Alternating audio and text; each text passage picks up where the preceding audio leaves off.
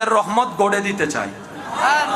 নিজের কবরের জায়গাটা একটু নিজে রেডি করে রাখেন, কারণ যে কোনো মুহূর্তে এটা দরকার হবে। আর এটা সকালে মারা গেলে রাত্রের ভিতরে আপনাকে কবর দিয়ে দিতে হবে। জায়গা কিনার সময় বলেন না, জায়গা কিনার সময় আমি সবাইকে বলবো নিজের নিজের কবরের জায়গাটা নিজ দায়িত্বে একটু কিনে শনাক্ত করে দিয়ে যাবেন। আমি কি বুঝাতে পারছি? আর যদি পারেন চাচতো ভাই, জ্যাঠতো ভাই, খালতো ভাই, মামাতো ভাই সবাই মিলে নিয়ে একটা বিশাল কবরস্থান কিনবেন। কিনার পরে সেখানে সবার জন্য মুক্ত করে দিবেন। আপনাদের পরিবারের জন্য এক সাইডে থাকবে, এলাকার মানুষের জন্য আরেক সাইডে থাকবে। এটার সওয়াব আপনারা সবাই পেতে থাকবেন।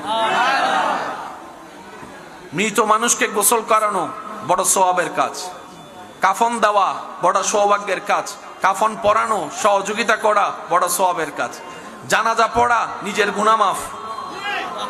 সুবহানাল্লাহ সবাই বলি। সেজন্য জানাজা দেখলে কখনো গ্যাপ দেওয়ার দরকার, হাজার ব্যস্ততার ভিতরে একটুখানি দাঁড়িয়ে জানাজাটা পড়ার দরকার আছে না নাই? কারণ যেই মানুষটা এখন বিদায় নিচ্ছে তাকে আর চেষ্টা করলো কিয়ামতের আগে, হাসরের আগে এই চেহারা দেখার আর কোনো সুযোগ, শেষবারের মতো দেখা। আবার আল্লাহ চাইলে দেখা হবে হাসরের ময়দানে, এর আগে দেখার কোনো সুযোগ। সেজন্য ইসলাম কত চমৎকার, ইসলাম কত সুন্দর। আল্লাহ তাআলা আমাদের সবাইকে ইসলাম বুঝার, আমল করার তৌফিক দান করুন। আমার ইমানদার ভাইয়েরা, জীবন চলার পথে কখনো হতাশ হওয়া যাবে না। বলেন না ভাইয়া, যাবে? মন খারাপ করা যাবে? জীবন যেহেতু আছে, ঝড় তুফান থাকবেই।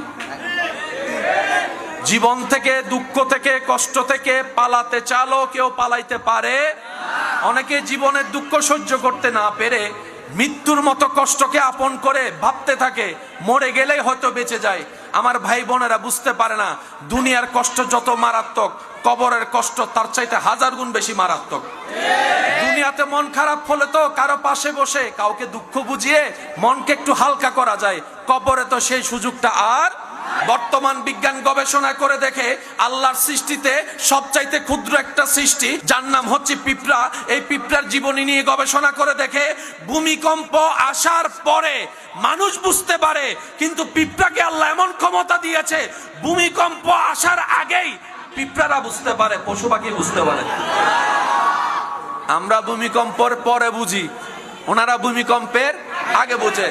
এবার আসেন, দোকানের সামনে যে দোকানের উপরে যদি চালা না থাকে, বর্ষাকাল আসার আগে আমরা তেরপাল লাগাই কি লাগাই না? শীতকালে কি তেরপাল থাকে? জোরে বলেন না, প্রয়োজন আছে।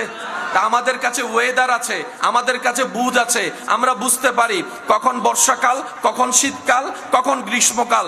পিঁপড়ায় তো পড়ালেখা করে নাই, পিঁপড়ায় তো এগুলা জানে না, কিন্তু আল্লাহ তাআলা পিঁপড়াকে এমন ক্ষমতা